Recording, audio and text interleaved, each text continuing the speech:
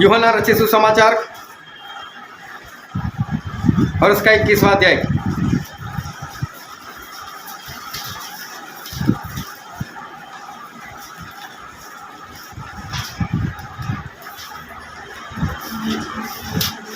नए नियम में यूहन्ना रचित सुसमाचार उसका 21वां अध्याय, यूहन्ना 21, और हम पढ़ेंगे उसके पहले वचन से लेकर उसके 14 वचन तक। यूहन्ना 21, 1 से 14।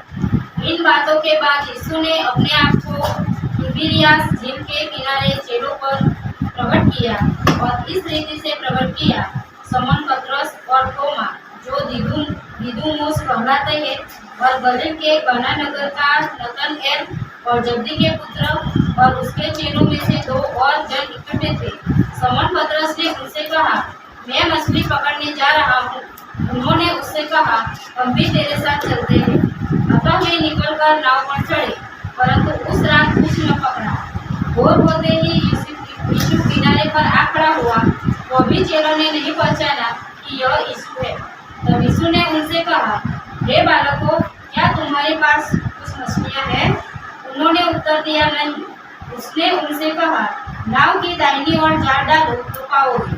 अतः उन्होंने जाल डाला और अब मछलियों की बहुतायत के कारण उसे खींच न सके। तब उस चेले ने, जिससे यीशु प्रेम रखता था, पतरस से कहा, यह तो प्रभु है। समौन पतरस ने यह सुनकर कि वह प्रभु है, कमर में अंगर रखा कस लिया, क्योंकि वह नंगा था, और झील में कूद पड़ा।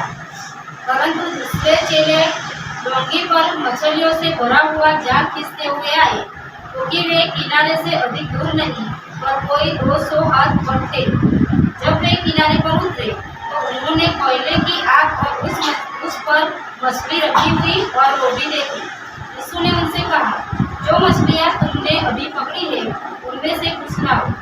तो समौन पतरस ने डोंगी पर चढ़कर 153 बड़ी मछलियों से भरा हुआ जाल किनारे पर खींचा, और इतनी मछलियाँ होने पर भी जाल न फटा।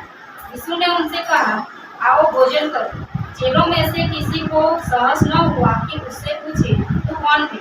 क्योंकि वे जानते थे कि यह प्रभु ही है। यीशु आया और रोटी लेकर उन्हें दी, और वैसे ही मछली दी। यह तीसरी बार है यीशु मरे हुए में से जी उठने के बाद चेलों को दिखाई दिया। परमेश्वर पिता का वचन हमारे बहुत ही आशीषित है, और परमेश्वर पिता का वचन सच्चा है, और बाइबल में लिखा है, यदि तू सच्चाई को जानेगा तो सच्चाई तुझे आज़ाद करेगी। बहुत ध्यान से परमेश्वर के वचन को सुनते रहना, क्योंकि आज एक बार फिर हमारे परमेश्वर हम सभी से एक बातचीत करने वाले। हालेलुया। एक बार कुछ मित्र लोग थे, वो लोग बातें कर रहे थे आपस में, और बोलते हैं कि डुप्लीकेट होता है, मतलब हमारा हम शकल होता है।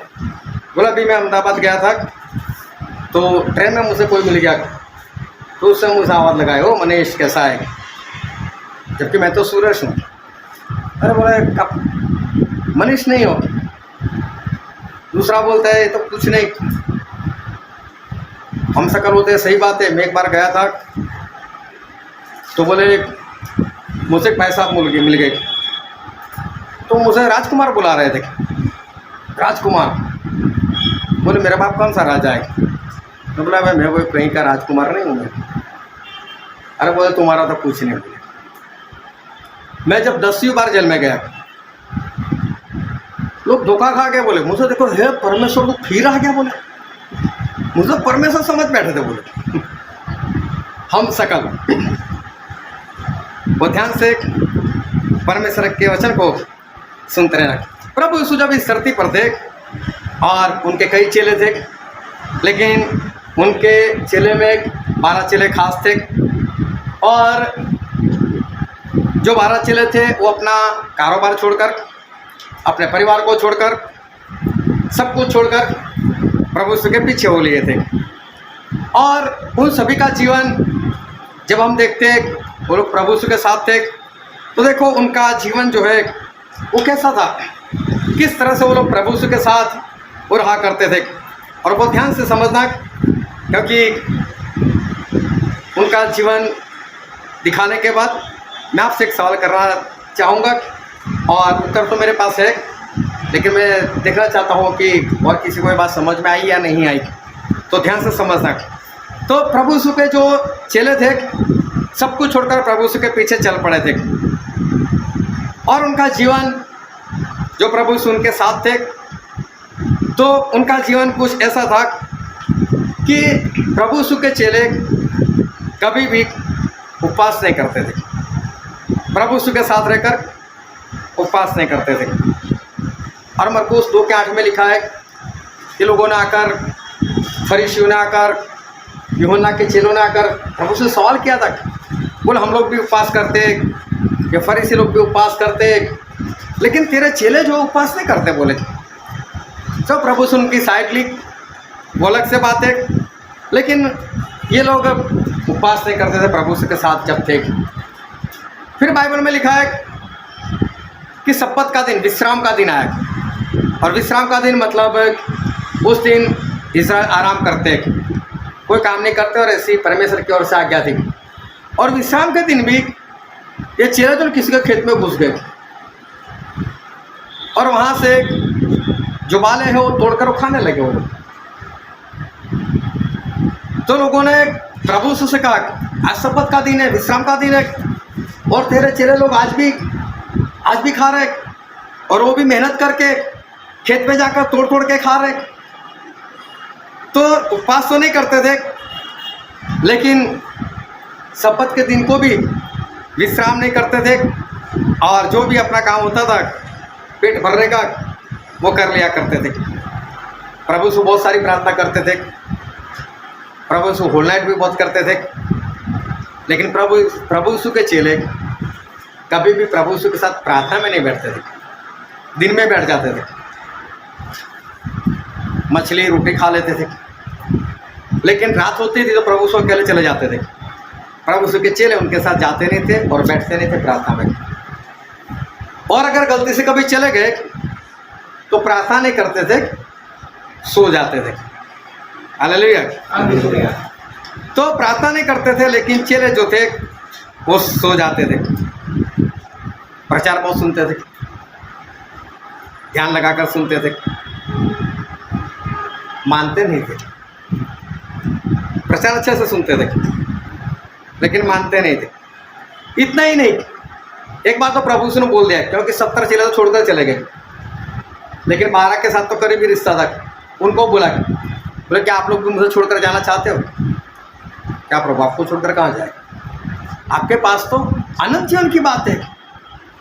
तो पता भी था अनंत जीवन की बात है, मानते नहीं थे, सुनना छोड़ते नहीं थे, भागना चाहते नहीं थे, पकड़ कर बैठे थे, यीशु ही चाहिए, प्रचार भी सुनना है, लेकिन मानना नहीं है। सब कुछ जानने के बावजूद, वचन जानने के बावजूद चेले आपस में बात करते थे, हमें बड़ा कौन, हमारा अगुआ जो है कौन बन सकता है। 2 चेले तो आकर बोल दिया, प्रभु एक को दाहिने बिठाना, एक को बाएं बिठाना, जगह चाहिए थी प्रभु के साथ कि उनको और लोगों से बड़ा किया जाए, आगे बिठाया जाए, ऐसा चाहते भी थे लोग। इतना ही नहीं, चेलों में ईर्ष्या भी थी। किसी को मना करे तो क्यों भूत निकालता है, हमारे साथ तो घूमता नहीं, प्रभु के पीछे आता नहीं, और तो क्यों भूत निकालता है। ईर्ष्या भी थी, मतलब हमें निकाले और कोई नहीं होना चाहिए, हम ही लोग भूत निकाल सकते हैं, और किसी को ये काम नहीं करना है। एक बार उनके पास एक ही रोटी थी, 5 रोटी से 5000 लोग ने खाया था, उनको मालूम था। 7 रोटी से 4000 लोग ने खाया था, ये भी मालूम था। लेकिन फिर भी एक बार एक ही रोटी थी, तो फिक्र भी लग गई, क्या करेंगे यार, एक ही रोटी है, मतलब खाने पीने की फिक्र भी रहती थी, प्रभु के साथ रहते हुए चिंता भी थी। और इसी तरह से चेले जो है वो आगे बढ़ते थे। इतना ही नहीं, तलवार भी साथ में रखते थे। वचन मालूम था, लेकिन तलवार भी साथ में रखते थे।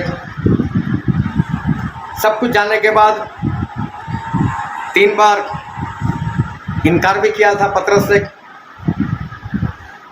चेले का जीवन प्रभु यीशु के साथ रहकर कुछ ऐसा था। और एक वचन हम पढ़ते हैं मत्ती रचित सुसमाचार उसका 26वां अध्याय, उसका 33, 34, 35। इस पर पतरस ने उससे कहा, यदि सब तेरे विषय में ठोकर खाए तो खाए, परंतु मैं कभी भी ठोकर न खाऊंगा। यीशु ने उससे कहा, मैं तुझसे सच कहता हूँ कि आज रात को मोर के बांग देने से पहले तू 3 बार मुझसे मुकर जाएगा। पतरस ने उससे कहा, यदि मुझे तेरे साथ मरना भी पड़े तो भी मैं तुझसे कभी न मुकरूंगा। हाँ, पतरस ने 3 बार जो है वो इनकार भी किया था। और पतरस जो है प्रभु यीशु को जानने के बावजूद, उनके वचनों को जानने के बावजूद भी उनके जीवन में एक ऐसी बातें थी और फिर बातें बड़ी बड़ी करते थे। हम तो जेल जाने के लिए तैयार, हम तो मरने के लिए तैयार, प्रभु तेरे खातिर मरना पड़े तो मरने के लिए तैयार। लेकिन बम दिखता है ना, जब सुलगाते अभी फटेगा, अभी फटेगा, और सभी लोग कान में ऐसे उंगली डाल देते थे, जोरों से आवाज लगी। हाँ, फिर क्या होता है? सुरसुरिया। ये चेले कुछ ऐसे थे, बड़ी बड़ी बातें ऐसे कर रहे, जल में जाएंगे प्रभु, ये कर देंगे, वो कर देंगे। लेकिन जैसे ही प्रभु यीशु को पकड़ने के लिए आए, सभी लोग भाग गए। इतना ही नहीं, इनके पास अधिकार भी था बीमारियों को दूर करने का, और जो दुष्ट आत्मा है उनको भगाने का अधिकार भी था। सिर्फ अधिकार नहीं था, इस्तेमाल भी हुए थे। लोग बाहर गए थे लोग, और आकर प्रभु यीशु को रिपोर्ट भी दिया था। हाँ प्रभु यीशु, तेरे नाम से ऐसा होता है, वैसा होता है। इन्होंने रिपोर्ट भी दिया था कि प्रभु यीशु आपके नाम से सारे काम जो है वो होते।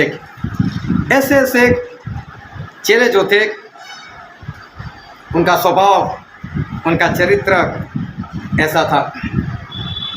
प्रभु यीशु के साथ ये लोग थे। अभी मैं सवाल करता हूँ, क्या आज ऐसा झुंड देखा कहीं पर जिसमें सारी बातें हो, छोड़ना चाहते ना हो, वचन मानते ना हो, अधिकार भी मिला हो, प्रार्थना भी करते हो, चमत्कार भी होते हो? हालेलुया। बस फर्क इतना है, मैं प्रभु यीशु नहीं हूँ बस। तो सही में झुंड बहुत अच्छा है। प्रभु से का धन्यवाद।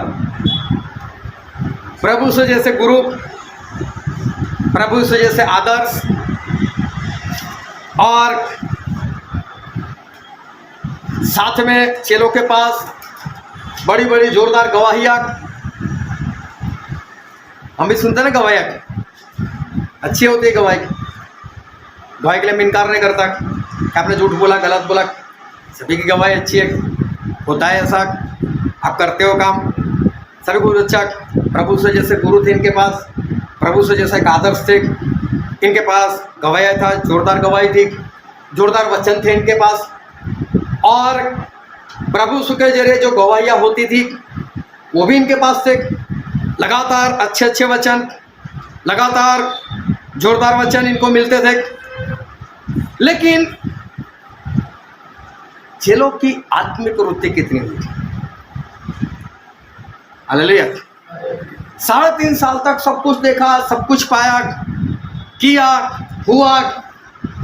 लेकिन इन 3.5 साल के बाद अगर इन चेलों को हम देखते हैं तो इनकी आत्मिक वृद्धि जो होनी चाहिए, आत्मा में जो बढ़ना होना चाहिए, वो कितना था?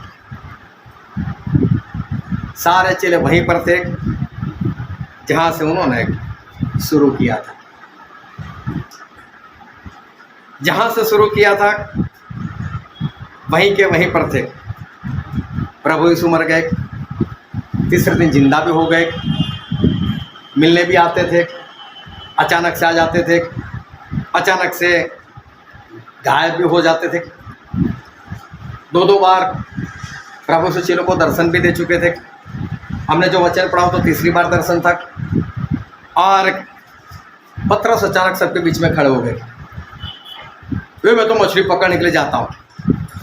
3.5 साल के बाद, बहुत सारे गवाहियों के बाद, बहुत सारे वचन के बाद, जहाँ से शुरू किया था वहीं पर बोले मैं मछली पकड़ने के लिए जा रहा हूँ। बोला नहीं किसी को आना है कि नहीं, लेकिन मतलब वही था, मैं जा रहा हूँ, आना है कि नहीं।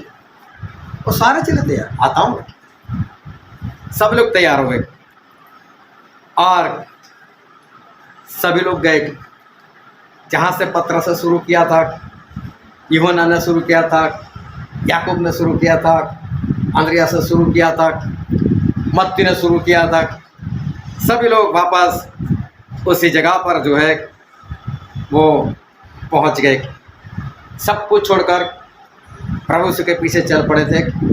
अपना कारोबार, अपना परिवार, उसके बाद प्रचार सुनने के बाद, प्रचार करने के बाद, चमत्कार देखने के बाद, चमत्कार करने के बाद उनका खुद का भी इतना इस्तेमाल हुआ।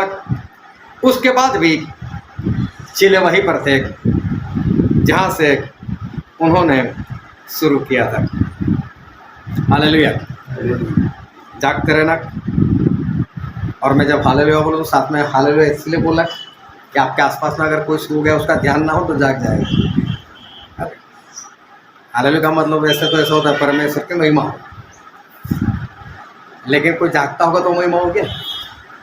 इसलिए जब हालेलुया वो जोरों से बोलना ना, हालेलुया, हाँ, आसपास वाले जाग जाए। तो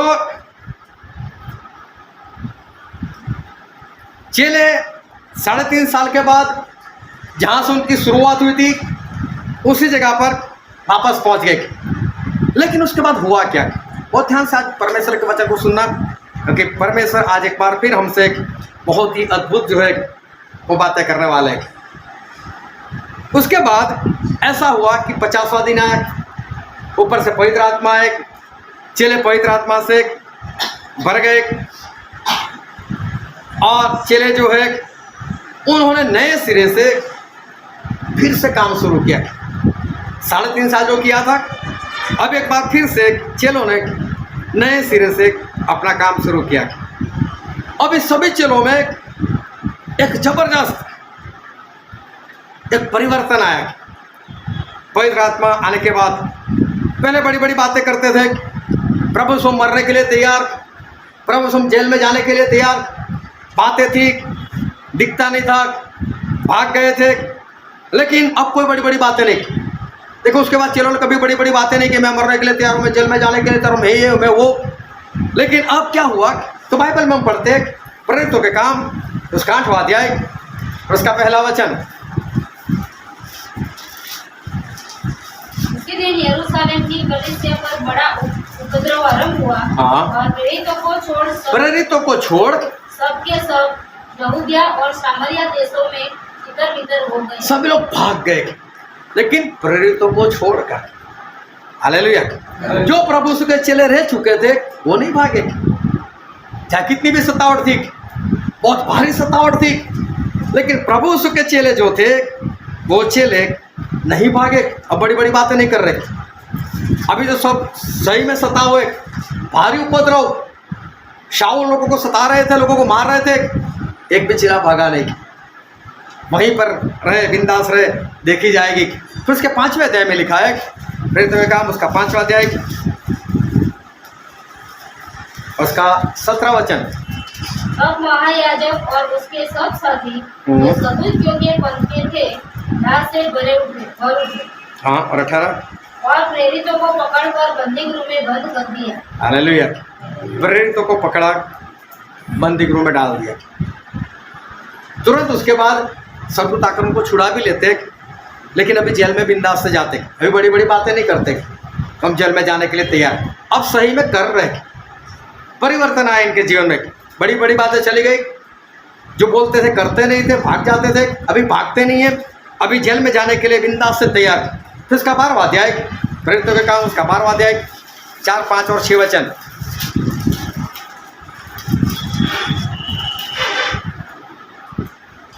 उसने उसे पकड़ के बंदी गृह में डाला और 4-4 सिपाहियों के 4 कोनों में रखा, इस विचार से कि फसह के बाद उसे लोगों के सामने लाए। बंदी गृह में पतरस बंद था, परंतु कलीसिया उसके लिए लोग लगाकर परमेश्वर से प्रार्थना कर रही थी। जब हेरोदेस उसे लोगों के सामने लाने को था, उसी रात पतरस 2 जंजीरों से बंधा हुआ 2 सिपाहियों के बीच में सो रहा था। हाँ, देखो बाइबल में क्या लिखा है कि पतरस जेल में है, और ऐसी वैसी जेल नहीं है। 4-4 सैनिकों की 4 टोली बनाई थी, मतलब 16 सिपाही, 16 सिपाही, मतलब 4-4 सिपाही बारी बारी से पहरा दे रहे। मतलब पतरस ऐसा वैसा नहीं समझते वो लोग, बहुत भारी गुंडा समझ रहे, कहीं जेल तोड़कर भाग ना जाए। और देखो अभी पतरस जेल में, पहले बड़ी बड़ी बातें की थी लेकिन भाग गए थे, अभी कोई बड़ी बातें नहीं कर रहे, इतना परिवर्तन आ गया, अभी बिंदास से जेल में है और सो रहे। फिर 5वां अध्याय प्रेरितों के काम, इसका 5वां अध्याय और 41वां वचन। ये इस बात से आनंदित होकर महासभा के सामने से चले गए कि हम उसके नाम के लिए अपमानित होने के योग्य तो कर हैं। हाँ, अभी लिखा है कि जब उनका सताव हुआ, उनको धमकी दी गई, तब उनको बुरा नहीं लगा, खुश हो गए, और खुश होकर वो तो वापस आए। देखो पहले इनको ईर्ष्या आ जाती थी, अभी देखो कोई उनको धमका रहा है, कोई उनको मार रहा है, तो खुश हो रहे, आनंदित हो रहे। अभी चेलों के जीवन में बहुत परिवर्तन आ गया। पहले भी चमत्कार किए थे और चमत्कार कर लौट आए थे, खुश होकर लौट आए थे, प्रभु हाँ चमत्कार हुए, चमत्कार हुए। अभी सिर्फ चमत्कार नहीं कर रहे, अभी कुछ और भी कर रहे। और हम पढ़ते हैं प्रेरितों के काम, उसका 3रा अध्याय, उसका 6 और 7 वचन। और पतरस ने कहा, चांदी और सोना तो मेरे पास है नहीं, परंतु जो मेरे पास है वह तुझे देता हूँ। यीशु मसीह नाज़री के नाम से चल पड़ी, और उसने उसका दाहिना हाथ पकड़ के उसे उठाया, और तुरंत उसके पाँव और टखनों में बल आ गया। बाइबल में लिखा है कि चमत्कार किया। जन्म से एक लंगड़ा इंसान था, उसको पतरस ने प्रभु यीशु के नाम से उसका लंगड़ापन जो था दूर कर दिया, और वो चलने लगा, कूदने लगा, भागने लगा, परमेश्वर की स्तुति करने लगा। पहले इतना होकर वापस आ जाते थे, अभी यहाँ से वापस नहीं। अगर पूरा चैप्टर पढ़ोगे तो पता चलेगा, लेकिन उसका 16वां वचन पढ़ो तो। और उसी के नाम ने उस विश्वास के द्वारा जो उसके नाम पर है, इस मनुष्यों को जिसे तुम देखते हो और जानते भी हो सामर्थ्य दी है। पतरस भी चर्च में चले गए और लोग बातें कर रहे थे, ये लंगड़ा चलने कैसे लगा, लंगड़ा चलने कैसे लगा। और प्रभु यीशु का नाम लेना मना था, और प्रभु यीशु का नाम लेने से सतावट होती थी। लेकिन पतरस से बिंदास से बोला, क्या देखते हो, मेरे सामने मत देखो, ये मैंने नहीं किया, ये मेरे नाम से नहीं हुआ। लेकिन जिस प्रभु यीशु को, जिस यीशु नासरी को आप लोगों ने मार दिया, उनके पराक्रम के नाम से सामर्थ्य काम हुआ है। उन्होंने क्या सबको हिला कर रख दिया, सिर्फ चमत्कार नहीं, सभी को हिला कर रख दिया। पहले चमत्कार कर प्रभु यीशु को आकर बोलते, प्रभु यीशु आपके नाम से ये काम हुआ, आपके नाम से वो काम हुआ। अभी चमत्कार के बाद लोगों को हिलाने का काम भी करते थे। पहले तो तलवार निकाल देते थे, कान काट डालते थे, सही में कान नहीं काटते थे, गर्दन काटने के लिए जा रहे थे। लेकिन वो तो गलती हो गई, निशाना सही नहीं लगा, अब सामने वाला झुक गया, जो भी हुआ, लेकिन कान कट गया था। अब जो चेले हैं उनका जीवन कुछ अलग से है। और प्रेरितों के काम उसका 4था अध्याय और 19 और 20 वचन। परंतु पतरस और यूहन्ना ने उनको उत्तर दिया, तुम ही न्याय करो, क्या यह परमेश्वर के निकट बड़ा है कि हम परमेश्वर की बात से बढ़कर तुम्हारी बात माने, क्योंकि यह तो हमसे हो ही नहीं सकता कि जो हमने देखा और सुना है वह न करें। देखो पहले क्यों तलवार मारकर भागे थे, कहीं पकड़ ना ले, कहीं ख़त्म ना कर दे। और अभी देखो बिंदास से बोलो, कोई तलवार नहीं, अभी बिंदास से बोलते आप हमको मना करो प्रभु यीशु का नाम लेने से, हम नहीं रुक सकते। जो जो हमने देखा, जो जो हमने सुना, वो कहे बिना हमसे नहीं रहा जाएगा। कितने बिंदास थे वो, कितना परिवर्तन उनके जीवन में आएगा। जो 3.5 साल में था, उसकी जगह पर ये सब कुछ जैसे पन्ना पूरा पलट गया। जैसे एक सिक्का होता है, उसके दो पहलू होते हैं, जैसे पहले वाला पहलू ही खत्म हो गया, पूरा उससे उल्टा अच्छा काम कर रहा है, अभी सही काम कर रहा है, पहले जो था वो अभी है नहीं। पूर्ण रीति से 100% इनके जीवन में जो है वो परिवर्तन आ गया। पहले तो 3 बार पतरस इनकार कर चुके थे, कहीं मरना ना पड़े, कहीं जेल जाना ना पड़े, लेकिन अब पतरस क्या बोलते हैं, एक वचन हम पढ़ते हैं प्रेरितों के काम उसका 6वां अध्याय और उसका 2रा वचन। तब उन बारहों ने चेलों की मंडली को अपने पास बुलाकर कहा, यह ठीक नहीं कि हम परमेश्वर का वचन छोड़कर खिलाने पिलाने की सेवा में रहें। हाँ, अभी हम खाने पिलाने की वो सेवा करें, वो हमसे नहीं होगा भाई। हम गए तो परमेश्वर का काम करना है, तो प्रचार करेंगे, तो भागेंगे, ये काम कोई और किसी और को दो, हम ये काम नहीं करेंगे। देखो कितना परिवर्तन है वो है।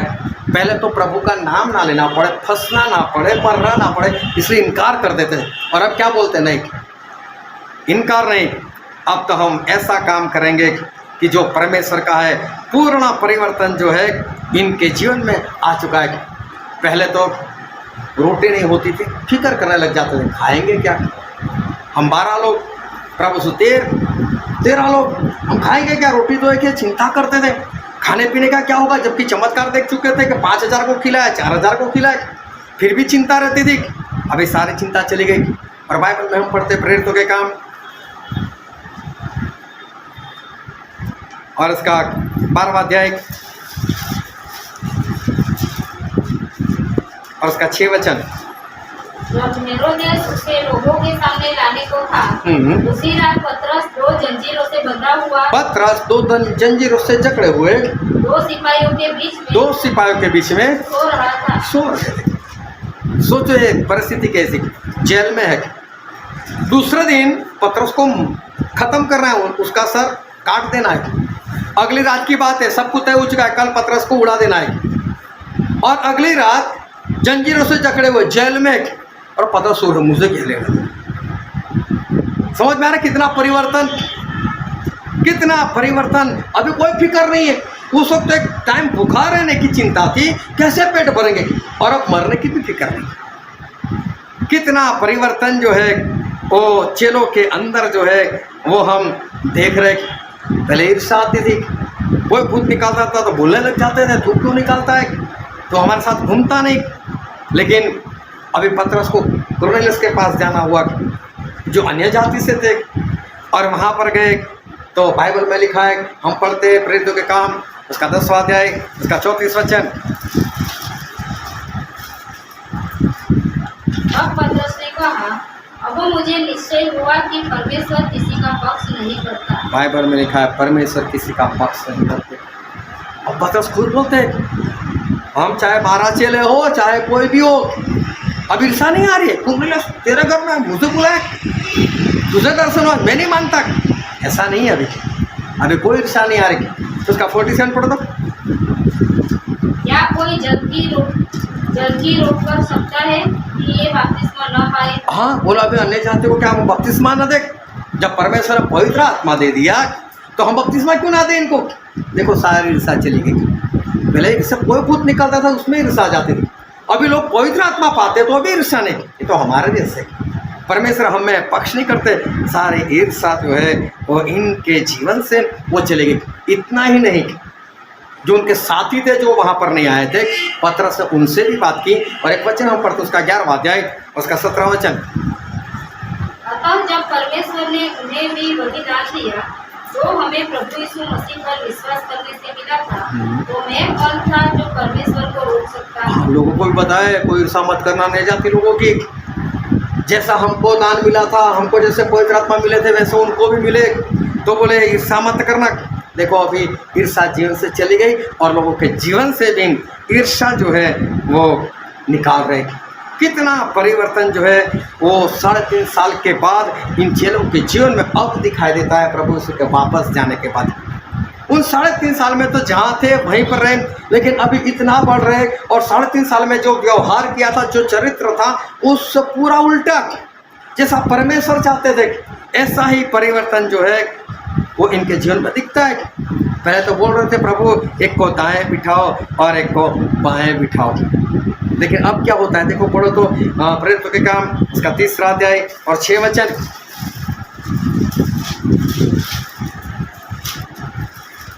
अब पतरस ने कहा, चांदी और सोना तो मेरे पास है नहीं। अभी तो हमारे पास कुछ नहीं, ना सोना ना चांदी। पहले तो कुछ चाहते थे, कोई जगह मिले, अभी तो कुछ भी नहीं चाहिए, ना सोना ना चांदी, है भी नहीं, फिक्र भी नहीं, चाहत भी नहीं उसकी, अब कुछ नहीं है और चाहे भी नहीं। देखो कितना परिवर्तन जो है वो चेलों में वो आ चुका है। पहले बातें करते थे हमें बड़ा कौन, हमें अगवा कौन, और देखो उसका 2 अध्याय प्रेरितों के काम 2 अध्याय और उसका 44वां वचन। और सब विश्वास करने वाले इकट्ठे रहते थे और उनकी सब वस्तुएं सांचे में थी। और सब वस्तुएं सांचे में थी। अब सभी एक समान, कोई बड़ा नहीं, कोई अगवा नहीं, कोई छोटा नहीं। कितना परिवर्तन। पहले उपवास नहीं करते थे, उपवास नहीं होता था। और देखो उसका 10वां अध्याय प्रेरितों के काम 10वां अध्याय उसका 10 वचन। उसे भूख लगी और कुछ खाना, पतरस को भूख लगी और कुछ खाना चाहता था, और कुछ खाना चाहते थे वो, परंतु जब वे तैयारी कर रहे थे तो वह बेसुध हो गया। देखो बेहोश हो गए। क्या मालूम कितने दिन के भूखे हो गए। मुझे नहीं लगता एक टाइम का भूखा हो और वो बेहोश हो जाए, है ना। मालूम नहीं कितने उपवास किए होंगे, कितने कमज़ोर हो गए होंगे। और देखो पहले तो उपवास नहीं, अभी लगातार उपवास कर रहे। पहले प्रार्थना में नहीं जाते थे, प्रभु उसके साथ प्रार्थना में बैठते नहीं थे, होल नाइट करते नहीं थे, और बैठते थे तो सो जाते थे। लेकिन अभी देखो कितना परिवर्तन। प्रेरितों के काम उसका 1 अध्याय उसका 14 वचन।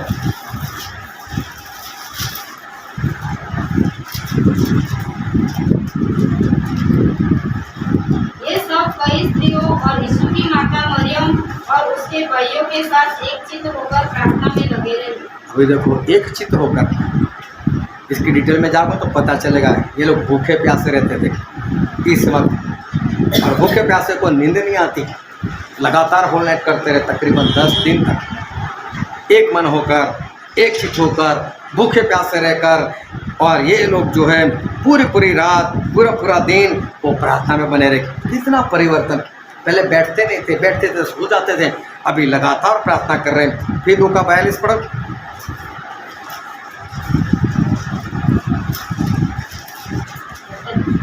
बयालीस 42। और वे प्रेरितों से शिक्षा पाने, और संगति रखने और रोटी तोड़ने और प्रार्थना करने में लव रहे। लगातार प्रार्थना। पहले प्रार्थना नहीं करते थे, अब चेले लोग लगातार प्रार्थना, लगातार फुल नाइट। देखो 100% परिवर्तन जो है वो इन लोगों में आ गया। Hallelujah, hallelujah. 100% परिवर्तन इन लोगों में आया। पुरानी सारी बातें जो है छोड़ दी इन्होंने। जो भी पुरानी बातें थी इनके जीवन में सारे छोड़ दी।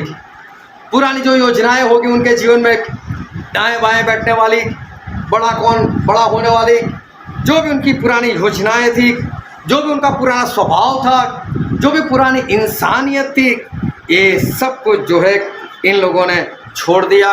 और पूर्ण रीति से ये सारे जो चेले हैं वो नए हो गए। हालेलुया। सारे चेलों में एक अजायब सा परिवर्तन, और 1-2% नहीं लेकिन 100% परिवर्तन आया। क्यों ऐसा? ये परिवर्तन कैसे आ गया इनके जीवन में? और ध्यान से परमेश्वर के वचन को समझते रहना, क्योंकि परमेश्वर हमसे बातचीत कर रहे हैं। अजायब सा परिवर्तन इनके जीवन में वो आ गया।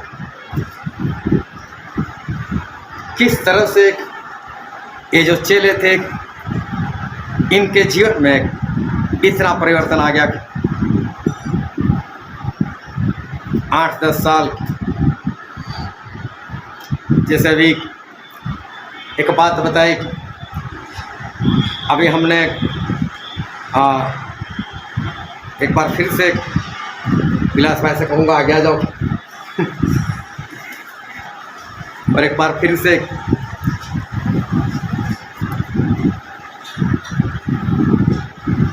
एक वही सवाल,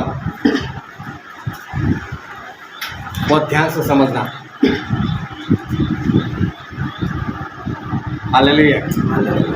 इधर आ जाओ मेरे साथ, बस मतलब आधा इधर भी दिखे इधर भी दिखे। हालेलुया। एक बार फिर से गिलास वाइस में वही सवाल करता हूँ, क्या अगर 10 साल पीछे जाने को मिले, क्या वही काम करोगे? नहीं। इसका मतलब जो पीछे 10 साल चले गए, जैसा मैं वचन शुरू होने से पहले को पूछा, वही जवाब था कि 10 सालों में कुछ गलतियां हुई है, जिस तरह से जीवन जीना चाहिए वो जीवन नहीं जिए। गिलास भाई को सिर्फ खड़ा किया, लेकिन सभी की बात है, सभी के जीवन में यही बात है। अगर गलतियां नहीं हुई होती तो इंसान ये बोलता कि हाँ मैं वैसे ही जीवन जीऊँगा, लेकिन सभी से कुछ ना कुछ जो है वो हुआ है, और सभी लोग अपनी गलती जो है वो सुधारना वो चाहते। इसका मतलब अगर 10 साल जो है वो मिल जाए, 10 साल अगर परमेश्वर एक बार फिर से ऐसा कुछ करे कि हम 10 साल पीछे चले जाए, तो हमारे जीवन में क्या होगा, हम क्या करेंगे? अभी समझो कि 10 साल मिल गया, 2012 आ गया, और 10 साल आपने वापस वही काम किया जो 10 साल में किया था, तो फिर 2022 आएगी, तब आप कहाँ होंगे? नहीं, 2022 होगी, अभी तो आपसे नरक में यानी काम नहीं करेंगे तो नहीं। फिर से 2012 में चले गए, और 2012 से आज तक जो काम किए वही काम करोगे, और फिर आज का दिन आता है तो कहाँ होगे? हाँ, वही जगह, वही परिस्थिति, वही स्वभाव। मतलब एक एक इंच भी इंसान आगे नहीं बढ़ा हुआ होगा। अगर फिर से जो समय मिला है वो समय फिर से वापस वैसा ही जीवन जियोगे, तो इंसान वापस वही का वही रहेगा। इसका मतलब क्या करना पड़ेगा मालूम है? अगर 10 साल मिलते हैं, अगर सही में ऐसा कुछ होता है, और अगर फिर से वही काम करते, तो इंसान वही का वही रहेगा, उसकी आत्मा की उन्नति गलती से भी नहीं होगी। लेकिन अगर समझो कि 10 साल मिलते हैं, तो इंसान को क्या करना पड़ेगा मालूम?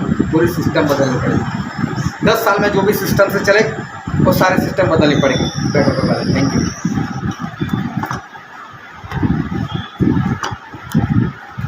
हालेलुया। अगर इंसान 10 साल पीछे चला जाए, तो उसे अपनी सारी सिस्टम बदलनी पड़ेगी। उसकी सारी योजनाएं जो 10 साल में चली, वो सारी योजनाएं उसको बदलनी पड़ेगी। ये किसी एक के लिए नहीं, आप सभी लोगों के लिए। कि आप सभी लोगों को अगर 10 साल मिलते हैं, तो सारा सिस्टम जो है वो चेंज करना पड़ेगा। हालेलुया। अगर ऐसा हो जाए, अगर सही में ऐसा हो जाए, 10 साल आप पीछे और आप अपने आप को सुधार लो, तो मालूम है कई लोग जो है वो अभी अभिषेक ने गवाही दी, अगर पिछले 10 साल वापस चला जाए, जो भी आदत लगी थी शराब वगैरह नहीं करेंगे, सुधार लेंगे ना। तो जितने लोग ऐसे होंगे जो 10 साल में शराब पिया होगा, जर्दा वगैरह खाएगा, वो छोड़ देंगे, उनको मालूम है नहीं वो नहीं करना है। किसी का घर टूटा है, परिवार टूटा है, वो इस तरह से जीवन जीगा, टूटे नहीं। कई लोगों का क्रोध होगा, वो अपना क्रोध जो है बंद कर देंगे। कई लोग ऐसे होंगे जो कुछ गलती हुई होगी, उनकी जॉब चली गई होगी, उनको याद है पूरा संभाल कर रहेंगे चाहे, ताकि वो जॉब जो है वो ना चली जाए।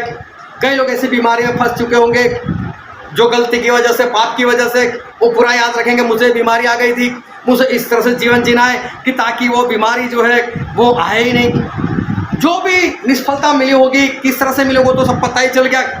तो 10 साल में इंसान क्या करेगा? ऐसे जीवन जिएगा कि सारे सफल हो जाएंगे और 10 साल में सब कुछ अच्छा हो जाएगा। अगर 10 साल मिलते हैं तो सब कुछ अच्छा हो जाएगा। कई लोग अपनी शादी भी सुधार लेंगे बहुत कुछ होगा और सभी लोग अपनी गलती को जो है वो भूल कर कुछ ऐसा करेंगे ताकि इन 10 सालों में जो भी भुगतना पड़ा वो ना भुगतना पड़े। क्या ऐसा हो सकता है? क्या 2012 आएगी? आया ना? मुझे मालूम पता नहीं चलता। ये सर जो है ना मेरे ख्याल से 5 किलो का होगा, जबान 50 ग्राम की, उसको हिला पूरा सर हिलाने की मेहनत नहीं करते हो, सिर्फ जबान हिलाओ। क्या 2012 आ सकती है? हाँ, देखो तो लोगों को भी पता चलता है ऐसा ऐसे। तो 2012 नहीं आ सकती, इसका मतलब पीछे नहीं जा सकते, सुधार नहीं सकते। आने वाले 10 साल सुधार सकते हैं। हालेलुया। आने वाला जो जीवन है उसे तो हम सुधार सकते हैं कि नहीं? आया ना? आने वाला जीवन हम सुधार सकते हैं। तो पिछले 10 साल से मैं यही तो सिखाता हूँ। हालेलुया। तो यही तो सीख रहे हैं हम लोग, हम यही सीख रहे हैं पिछले 10 साल से, क्या 20 सालों से यही सीख रहे हैं। जो जब से आ रहा है तब से यही सीख रहा है, सुधर जाओ सुधर जाओ सुधर जाओ। हालेलुया। लेकिन वो हो नहीं रहा है। क्या आज से हो जाएगा? क्या आज से ऐसा कुछ होगा कि जिसके कारण जो सुधार है वो आ जाए? क्या आज से ऐसा होगा कि जो वचन सुने लेकिन माने नहीं, लेकिन आज से वो वचन जो है वो मानने लगोगे? हालेलुया। बचपन में हम लोग खेल खेलते थे, छुपा छुपी, ज़्यादातर सब लोग खेल होंगे। तो कई बार क्या होता था, किसी का दाव होता था, उसको आंखें बंद करने सभी लोग छुप जाएंगे,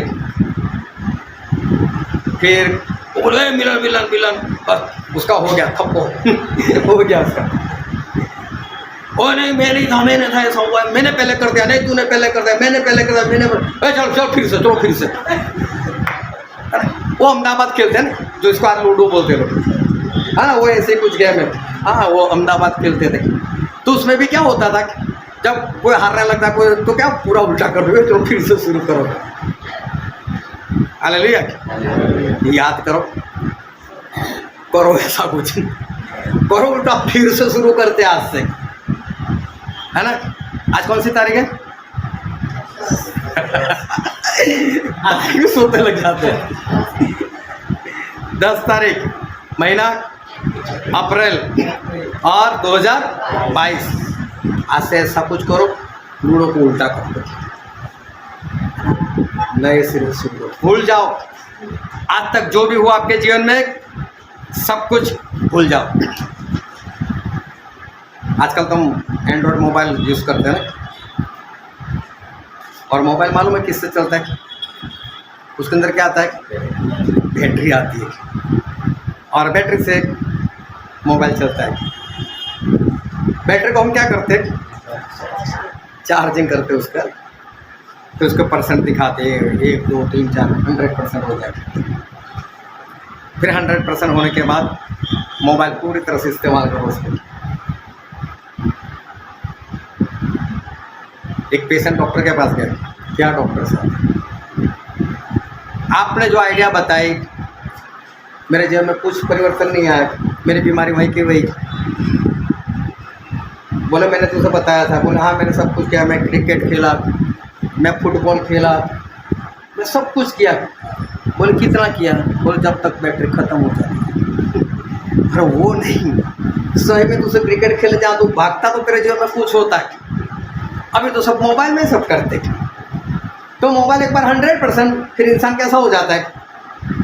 अभी इस्तेमाल करो, अब इसको अच्छे से इस्तेमाल करो।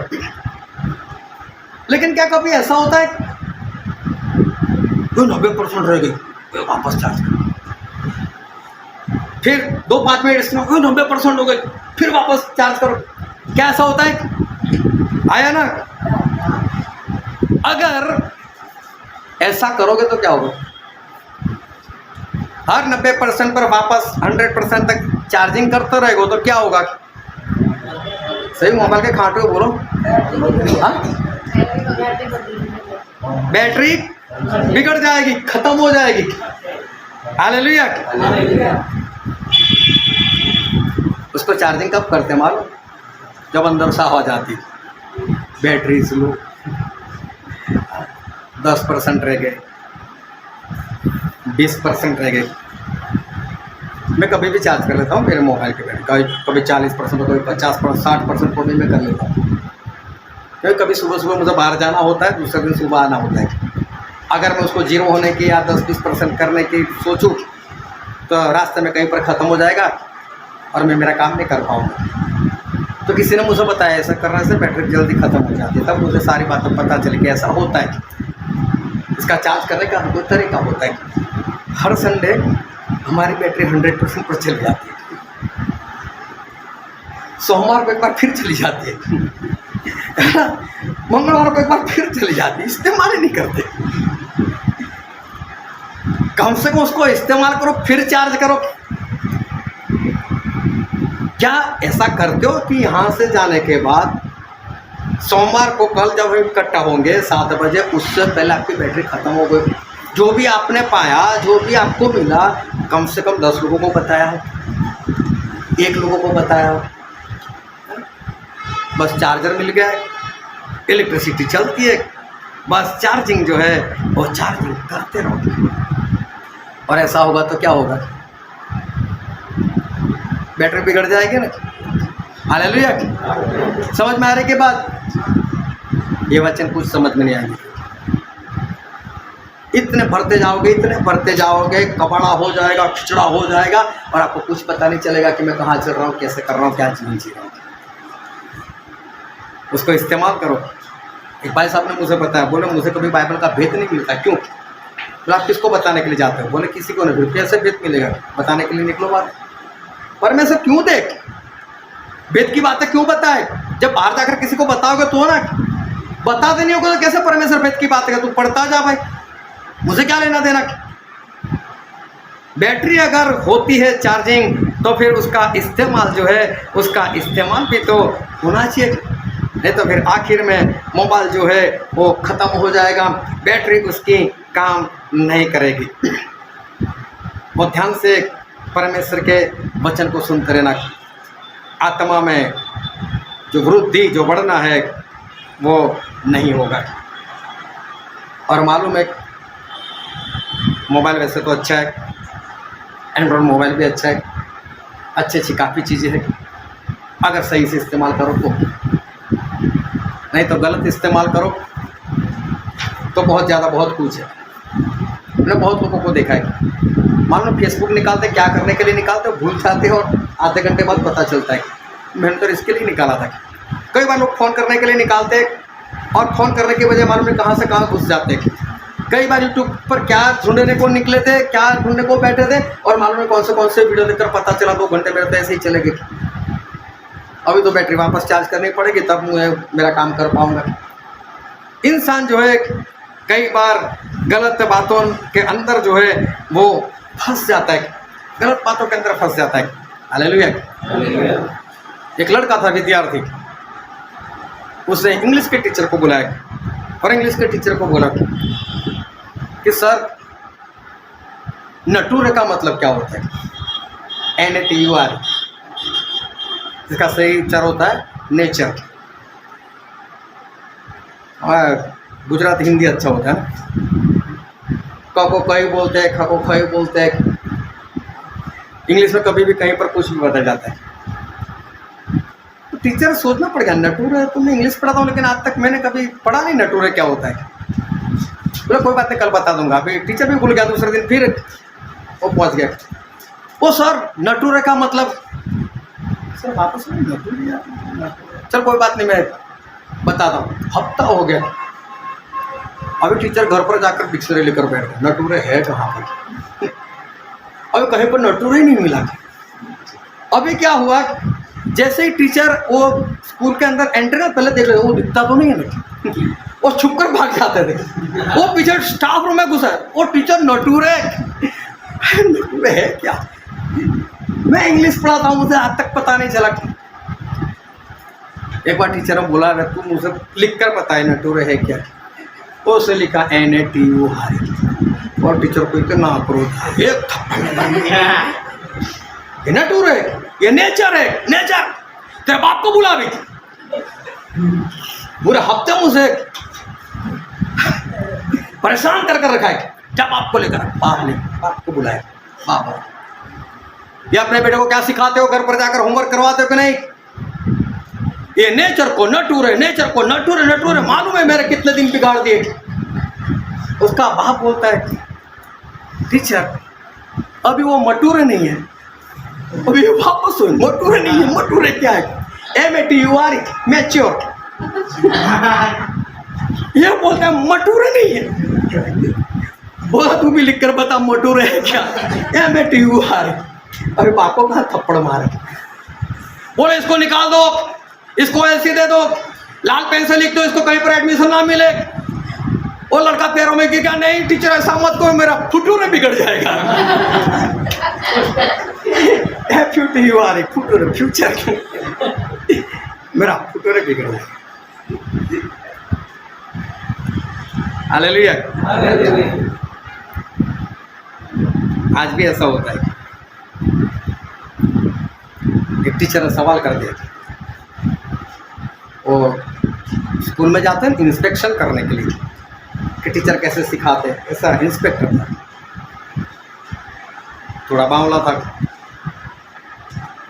तो मालूम नहीं ऐसे ऐसे सवाल करता था, स्टूडेंट को आते नहीं थे, बोल देता था स्कूल वाला अच्छे नहीं सिखाते, ऐसा है वैसा है। किसी स्कूल में चला गया, सारे स्कूल वाले डरे हुए थे, प्रिंसिपल डरा हुआ था, टीचर भी डरे हुए थे, मालूम है कैसा सवाल करेगा, बच्चों को आएगा या नहीं आएगा, और सवाल कर दिया। दिल्ली से एक प्लेन 220 की स्पीड से निकला बेंगलोर जाने के लिए, बताओ मेरी उम्र कितनी है? सोच में पड़ गए टीचर भी, कितना फालतू सवाल, प्लेन 220 की स्पीड में जाओ, उसमें उम्र से क्या लेना देना? लड़का ने उंगली कर दी। टीचर और परेशान, अभी तो गए काम से, ये मालूम क्या उत्तर देगा? तो खड़ा हो, कितनी मेरी उम्र? बोले 44। बोले बिल्कुल राइट, कैसे पता चला? बोले मेरा बड़ा भाई 22 साल का, आधा पागल। पूरा होना चाहिए। देखो सवाल भी कुछ अलग, जवाब भी अंदाजे से दे दिया, लेकिन सब सही हो गया। क्या लोग सवाल करते हैं, परमेश्वर ने फलपुर का पेड़ क्यों रखा? वो लोग ढूंढने के लिए भी निकल जाते हैं। मैं छोड़, पेड़ क्यों रखा? वो पेड़ को बरसों हो गए, तू आज तेरा जीवन सुधारना। आज भी लोग सवाल करते पेड़ क्यों रखा, तो आज भी लोग ढूंढने के लिए बैठ जाते। अरे छोड़ उसको, ना बोल दे, तू जा यहाँ से, तेरा जीवन सुधार, पेड़ से क्या लेना देना? शैतान को मारा क्यों नहीं? अरे वो छोड़ो, तो आज भी जिंदा है ना, तुझे नरक में लेकर जा रहा है, तो बात छोड़, तू अपने आप को सुधार। लेकिन मालूम लोग सुनने को, शैतान को क्यों नहीं मारा? तो बाइबल लेकर फालतू सवाल और फालतू जवाब के अंदर टाइम वेस्ट।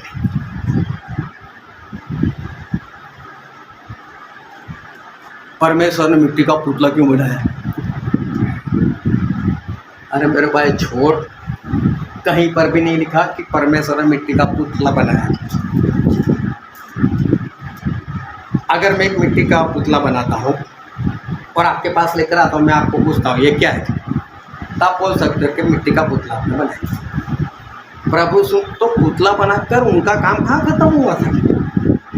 काम खत्म होता तब पूछा जाता है मैंने क्या किया। अभी तो काम आधा है, प्रभु यीशु रुके भी नहीं, फूंक मार दी, वो जिंदा हो गया, और आज भी बोल रहे पुतला क्यों बनाया? कितना टाइम वेस्ट। समझ रहे हो कि नहीं? आत्मा की वृद्धि नहीं हो रही। फालतू सवाल जवाब में मत पड़ो। ऐसे पूछने वाले को बोल दो भाई तू अपना जीवन सुधार ले और स्वर्ग में जाने के लिए तू तैयार हो जा। इंसान जो है वो समझ नहीं पा रहा है। और बाइबल में लिखा है, हम पढ़ते हैं रोमिया उसका 14 अध्याय, इसका पहला वचन।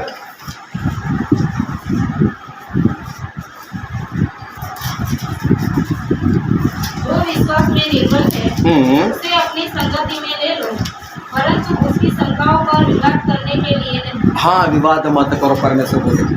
अगर उसको किसी बात में शक है, उसको संदेह आ रहा है कि ऐसा क्यों वैसा क्यों, जबकि है फालतू सवाल, बंद करो। परमेश्वर को उसको उत्तर ही मत दो, कोई विवाद मत करो उसके साथ।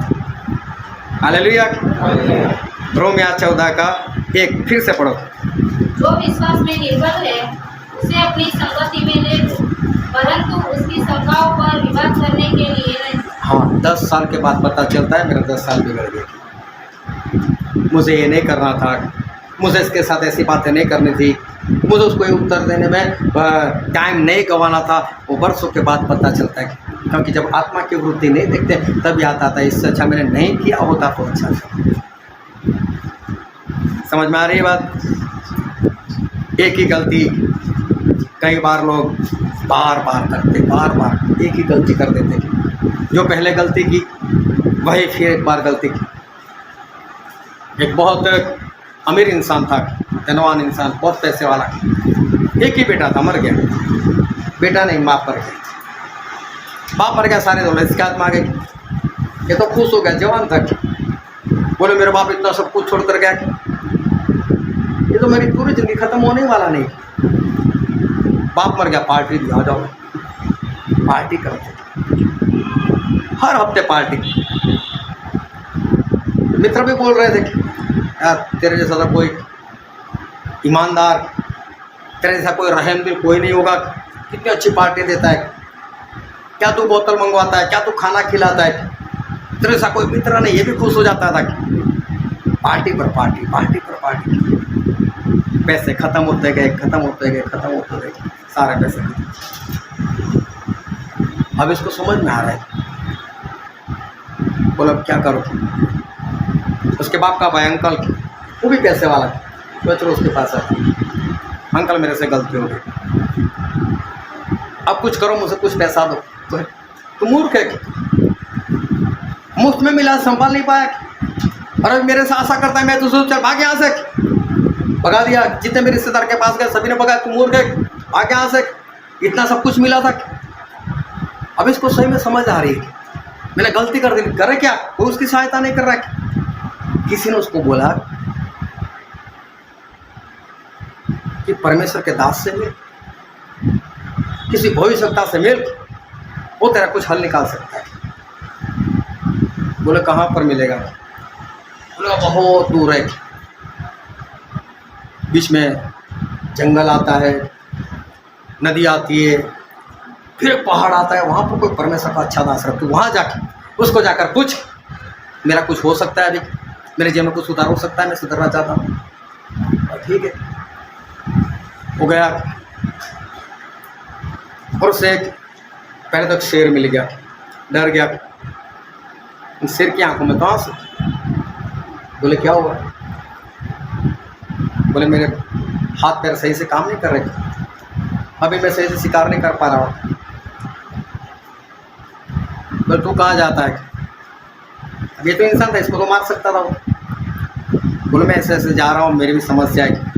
तो बोले उसके पास जाकर इतना पूछ लेना कि मेरे में कुछ बल आएगा कि नहीं, ताजगी आएगी कि नहीं, क्या मैं तुझे जाने देता हूँ। चला गया वो आगे चला गया और एक खेत मिला और वहाँ पर एक बूढ़ा काम कर रहा था, लेकिन वहाँ के जितने भी फल थे वो सारे फल में टेस्टी हैं, सभी फल कड़वे लगते थे। बोले कहाँ जा रहा है? बोले ऐसे जा रहा हूँ। बोले मेरा भी हल लेकर आना, कि सारे फल कड़वे क्यों है? फिर आगे गया और एक खूबसूरत लड़की मिली और बड़ा अच्छा सा घर था, लेकिन उसको शरीर की कोई समस्या थी। तो उसने भी बोला कि मेरा भी हल लेकर आना। पैसे वाली थी, बड़ा महल बनाया था, राजकुमारी थी। वो ठीक है, तेरा भी हल लेकर आकर मैं कब चंगी हो जाऊंगी। अभी वो चला गया, कोई मिला उसको, उससे बात की कि भाई साहब मेरा इतना इतना है, ऐसी ऐसी बात है। बोलो कोई बात नहीं, ये 3 लोगों का काम कर दे, तेरा काम भी हो जाएगा। तेरा हाल साथ में हो जाएगा। वहाँ से निकल गया वापस। सबसे पहले लड़की मिली, बोले क्या हाल निकला? तो बोला कि जब तेरी शादी हो जाएगी तो तेरी सारी बीमारियां भी चली जाएगी और ये जो धन है तेरे पास सभी का इस्तेमाल कर सकेंगे। बोले ठीक है। फिर वहाँ से आगे निकला, खेत वाला मिला, बोले क्या बताया? बोले जहाँ से तू पानी लेता है कुआं, उसके अंदर सोना काफ़ी भरा हुआ है, वो सोना निकाल देते और उसके बाद जो पानी जाएगा सारे फल जो है उसमें टेस्ट आ जाएगा, कड़वे नहीं लगेंगे। ठीक है। फिर वहाँ से आगे निकला और शेर मिला। बोले मेरे बारे में कोई हाल? बोले हाँ, जब किसी मूर्ख इंसान उसका दिमाग तू खा जाएगा उसको फाड़ कर, तो बोले तुझे शक्ति मिल जाएगी। बोले ठीक है, लेकिन तू गया तो हुआ क्या? तेरी सारी कहानी तो पता। बोले तेरे बाद तो मुझे खेत वाला मिला, उसके बाद ये लड़की मिली, मैं वहाँ पर गया, उसने ऐसा बताया। वो लड़की को बताया तो लड़की ने क्या बोला? लड़के ने बोला मेरे साथ शादी कर ले, तू भी राजकुमार हो जाएगा, सब कुछ मिल जाएगा। अभी तो मैं समझदार हूँ, अभी मैं कौन सा ऐसे पैसों की लालच में फंसने वाला हूँ? मैं नहीं फंसा, निकल गया वहाँ से। फिर आ गया, वो खेत वाला मिला, बोले इतना सारा सोना निकला, तू भी लेकर जा, तूने मेरा काम किया है, तू भी लेकर जा थोड़ा सोना। मना कर दिया, लालच नहीं है।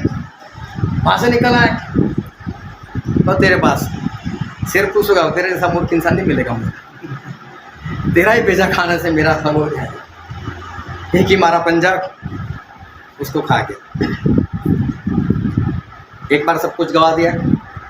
सब कुछ मिल रहा था, लिया नहीं, कुछ और सोचने लग गया, कुछ और मान्यता उसके जीवन में वो आ गई। हालेलुया। कई लोग ऐसे एक ही गलती बार बार करते हैं। तरीका अलग होता है गलती का, लेकिन एक ही गलती जो है वो बार बार करते हैं और इसलिए उनकी आत्मा की वृद्धि जो है नहीं हो रही है। चाहे नए जीवन में आ गए, लेकिन वही पुरानी गलती नए जीवन में नए तरीके से करते हैं, लेकिन गलती वही है। कई लोगों के जीवन में दिखावा, कपट, प्रपंच, और इसके कारण वो लोग आज़ाद नहीं हो रहे। और ध्यान समझना, इस बात को खास नोट करना, जो भी मैं बताने के लिए जा रहा हूँ, परंतु आशीष दे समझने के लिए। एक राजा था और राजा कहीं पर गया तो उसको पैर में कांटा लग गया। राजा को लगा, अपनी प्रजा से बहुत प्रेम करता था, सभी मंत्रियों को बुला लिया, मेरे पैर में कांटा लग गया, ये तो मेरी प्रजा को भी लगता होगा, कुछ करो, किसी को भी कांटा नहीं लगना चाहिए। सभी लोग सोच रहे क्या करें। विचार आया, एक काम करते राजा। बोले क्या? बोले पूरी धरती को चमड़े से ढक देते, चमड़े के ऊपर चलो, कांटा ही नहीं लगेगा। राजा बोलता करो। ये तो पशु को काटने के लिए बैठ गए, तो कितने पशु काटे, प्रजा परेशान, भाग कर ही रहो, राजा क्या कर रहे हो, कितने पशु मर गए हमारे, कुछ और रास्ता निकालो। राजा बोलते ये तो आदमी सही है, वापस बोला इधर आओ, कोई और रास्ता निकालो। तो बोलते फिर एक काम करते, मिट्टी मिट्टी एक और कर देते, कांटे कांटे एक और जगह पर रख देते। वो ठीक है, अभी सभी लोग मिट्टी एक और कर रहे, कांटे एक बाजू कर रहे, इतनी मिट्टी, इतनी धूल, इतना प्रदूषण हो गया, सभी लोग परेशान, सांस लेने में परेशानी। वापस सब लोग भागे राजा के पास, राजा जी क्या कर रहे हो, हमें परेशान आ रही है। बोलो कोई बात नहीं, वापस हो, कोई और हल निकालो। तो बोला भी ऐसा करो, पहले मिट्टी को तो हटानी पड़ेगी, उसके ऊपर पानी डाल दो पहले तो। अभी इतना पानी कहाँ से लाए, और पानी लाए तो कई जगह पर बाढ़ आ गई, इतनी सारी मिट्टी। ये सभी लोग वापस गए, लेकिन उनसे एक इंसान था, उसने जाकर राजा को जूते पहना कर दी। राजा जी इसको पहना, राजा ने पहना, अरे ये इतना अच्छा है, सभी लोगों को यही पहना दो। अरे तेरे में इतना दिमाग, अरे बस जो परमेश्वर ने बताया मैंने देकर दिया। आम इंसान। अभी जो ज्ञानी लोग थे, जो इस बात का हल निकाल रहे थे, हल नहीं निकल रहा था, वो सभी राजा के पास पहुंचे। राजा हम इतने ज्ञानी, हमने इतने प्रयत्न किए, हमें ये आइडिया नहीं मिला, इसको कैसे मिला? इसके पास शैतानी शक्ति होगी, तो खतरनाक इंसान है, कुछ करो इसका। राजा बोलता है फांसी पर लटका दिया फांसी। आज ज्यादातर लोग विश्वासी और आत्मिक लोग ये गलती करते हैं। जिसके पास परमेश्वर का दिया हुआ है उसके विरोध में, उसके पास है, मेरे पास नहीं। जहां से मिला, जहां से सीखे, उसके अंदर गलती, खुद बढ़ नहीं रहे, बढ़ा जाता नहीं, और उन्हीं में से गलती। क्या कभी फिरौन ने बोला कि मूसा तू ऐसा है वैसा है? किन्होंने बोला? उनके लोगों ने नहीं, जिनका अभिषेक किया था मूसा ने, जिनको मूसा ने सिखाया था, वही लोग, हे मूसा क्या तेरे अकेले के साथ परमेश्वर बातें करते? तो जाना था ना फिरौन के पास बात करने के लिए, छुड़ाना था ना मिस्री के हाथ से, तब कहाँ गए थे? इंसान भूल जाते, इंसान भूल जाते। हमने इतना सोचा, हमको नहीं मिला, इसको कैसे मिला? उसके ऊपर परमेश्वर की कृपा तेरे पास नहीं है, नहीं इसको मारो, इसके विरोध में बातें करो, इसकी निंदा करो, इसका ये करो, इसका वो करो। सिखाने वाले हमारे परमेश्वर है, और प्रभु से ने बार बार कहा था। एक वचन पढ़ते लूका रचित सुसमाचार, उसका 24वां अध्याय, उसका 49।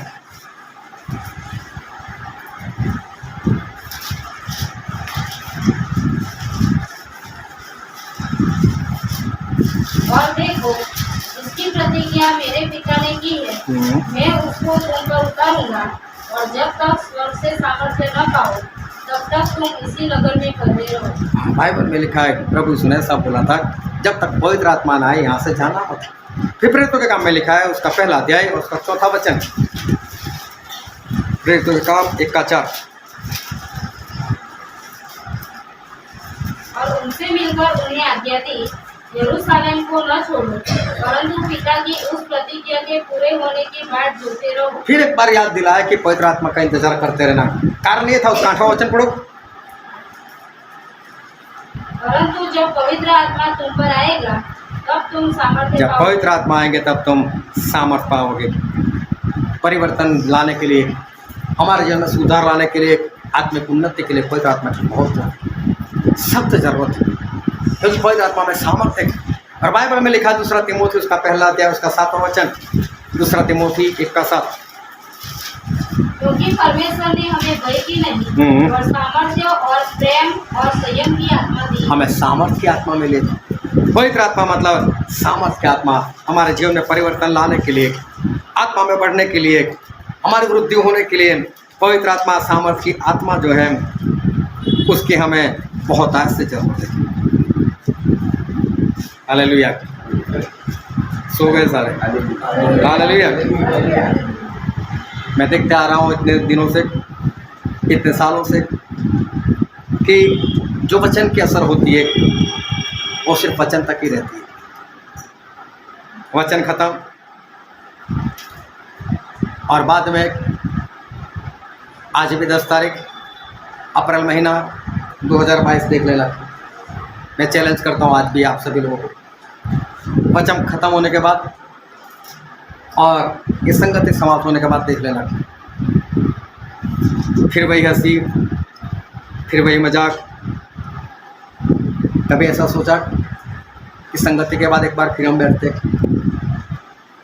हमें स्टैनली भाई ने इतना सिखाया, चलो तू क्या करता है, चलो मैं क्या करता हूँ। हमको इतनी बार बोला गोल सेट करो, क्या तूने किया, चलो अभी कर, मैं भी करता हूँ मेरा गोल सेट। चल तू कल कहाँ जाएगा, किसके पास जाएगा, मैं भी मेरे योद्धा बना, तू अपने योद्धा बता। क्या कभी ऐसे गंभीर हुए?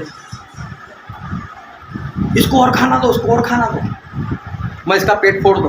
क्या मजा, क्या मस्ती। वचन की असर सिर्फ वचन तक, और फिर जो बातें दिखनी चाहिए वो बातें दिखनी नहीं, सही में बैठना चाहिए। मैं बोलता हूँ आज ही करना, आज ही करना।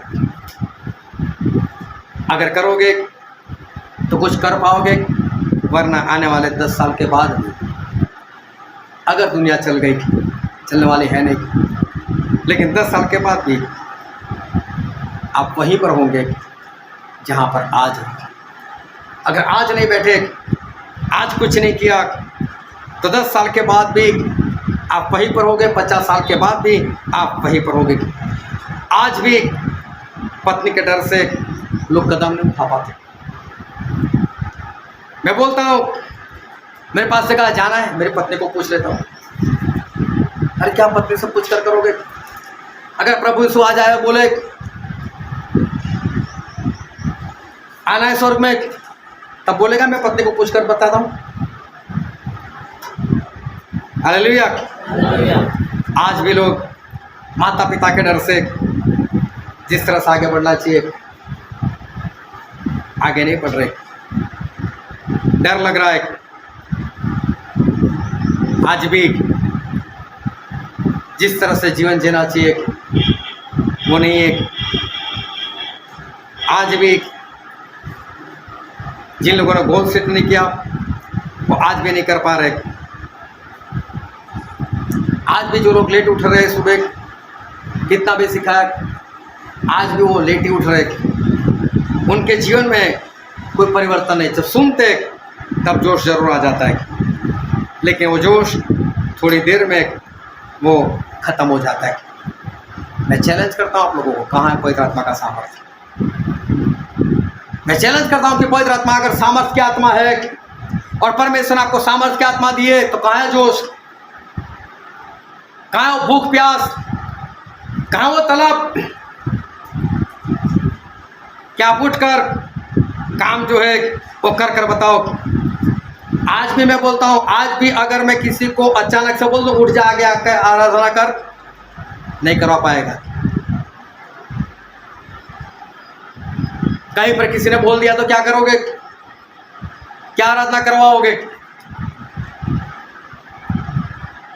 अगर कई बार मैं बोल देता हूँ भाई साहब आज प्रचार करो, तुरंत बिना सोचे समझा ना ना ना ना, अरे क्या यार, आप प्रचार नहीं कर सकते, आप परमेश्वर का वचन फैला नहीं सकते, बोल नहीं सकते, लोगों को मौका नहीं मिल रहा है, आपको मौका मिल रहा है, क्या बोल नहीं सकते?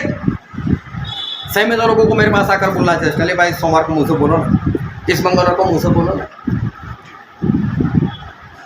सामने से बोलता हूँ तभी भी इंसान जो है वो आगे नहीं बढ़ सकता है। जहाँ है वहीं का वही, डर है तो सामर्थ्य नहीं, डर है तो पवित्र आत्मा नहीं। एक भाई साहब के फॉरेन से आए थे, लेकिन दाढ़ी कुछ बड़ी हुई थी, इसलिए दाढ़ी करवाने जाना पड़ा। वो तो अपने देश में करवाते थे, काफ़ी धनवान इंसान, ना ही घर आकर सब कुछ कर जाता था, उसके हिसाब से कर जाता। उसको डर था यहाँ कोई मेरी दाढ़ी बिगाड़ ना दे, मेरी मूछें बिगाड़ ना दे। किसी सैलून में चला गया, भाई साहब हजामत करनी है, 5 लाख रुपए दूंगा, साथ में गन निकाल कर रखी। अगर उस तरह मेरे ऊपर थोड़ा सा भी लग गया, गोली अंदर चली जाएगी, मर जाएगी। बोलेगा 5 लाख में मेरी जान चली जाए। भाई साहब मुझे नहीं करनी तेरी दाढ़ी, दूसरी जगह पर गया, 10 दुकान घूम गया, 5 लाख कोई ले ही नहीं रहा है। एक ने बोल दिया मैं कर सकता, उससे पूरी हजामत कर दी, इतना उस तरह नहीं लगा। खुश हो गया, बोला अभी देख खुश होने की बात नहीं, 5 लाख दे देने का। बोलो तो मैं देता हूँ, 5 लाख निकाले। लेकिन एक बात पूछी, कोई दुकान वाला 5 लाख देखकर भी मुझसे रखता नहीं था, निकाल देता। तुझे डर नहीं लगा? वो डर तो मेरे अंदर भी था, लेकिन उस तरह भी मेरे हाथ में था। अगर लग जाता तो पूरी गर्दन उड़ा देता मेरी।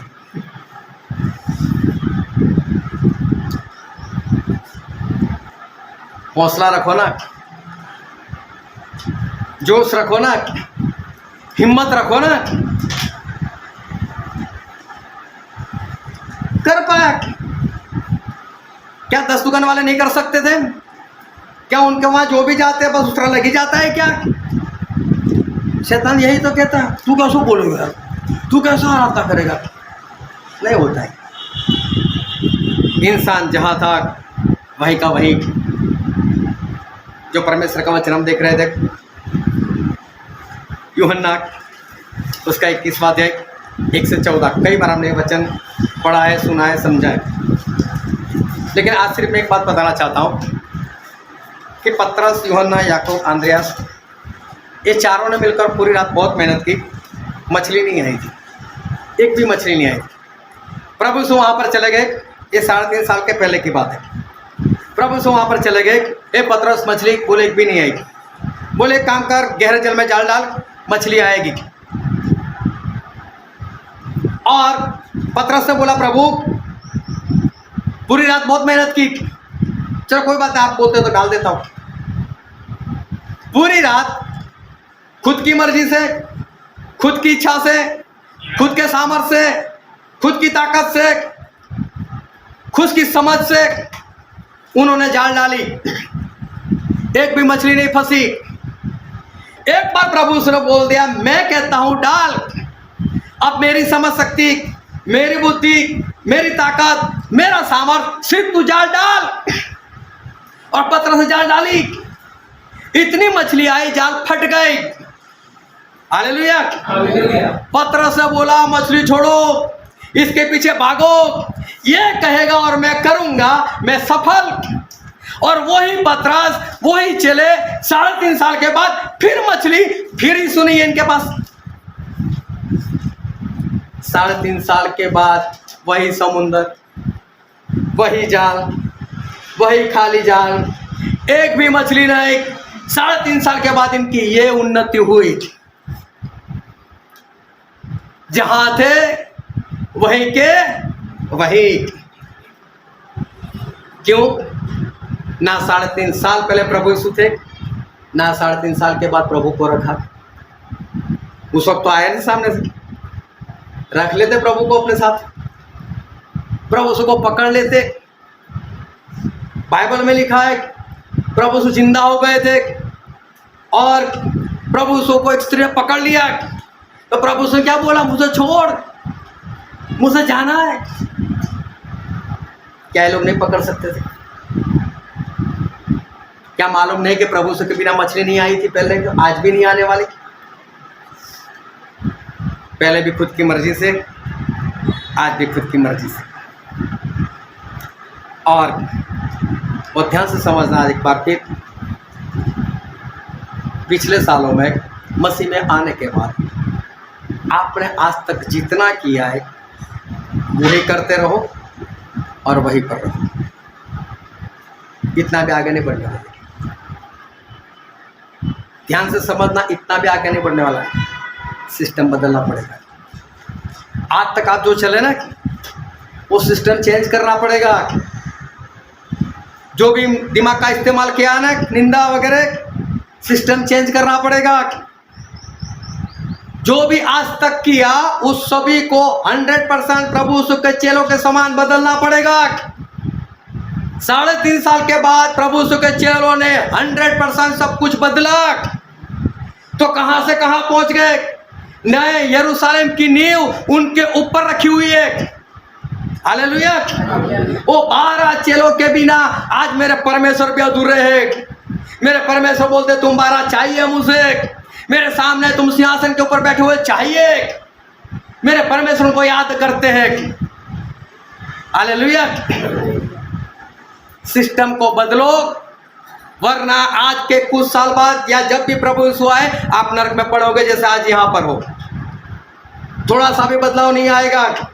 अगर बदलाव लाए तो आज तक जितना भी किया, लिखो अपनी डायरी में, आज तक मैं ऐसे ऐसे चला, आज तक मैंने ऐसा ऐसा किया, बहुत सारे बम बनाए, एक भी फोड़ा नहीं, सूर्य किया, आज सब कुछ याद करो, लिखो इसको। पूरा सिस्टम चेंज करो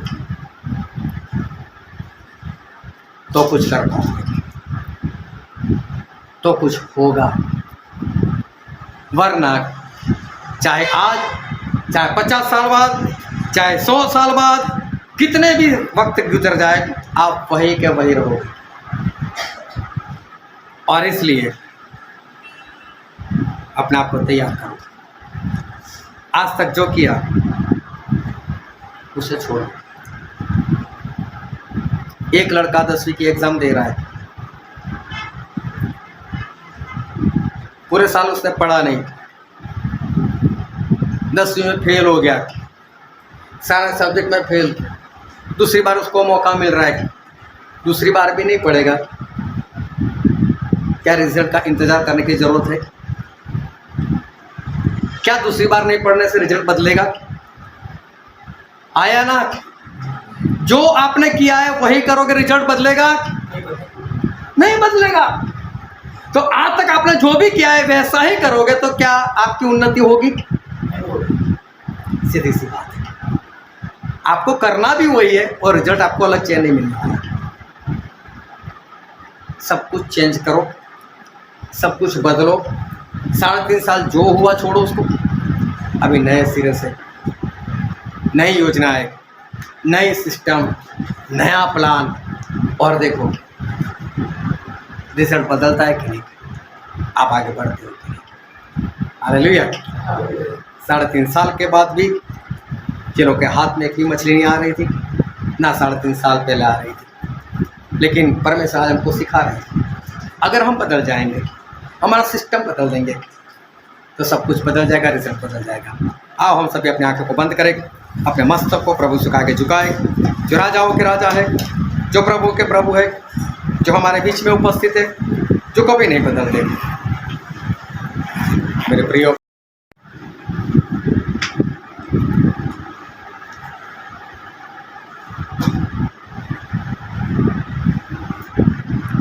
क्या आज आपको सही में लग रहा है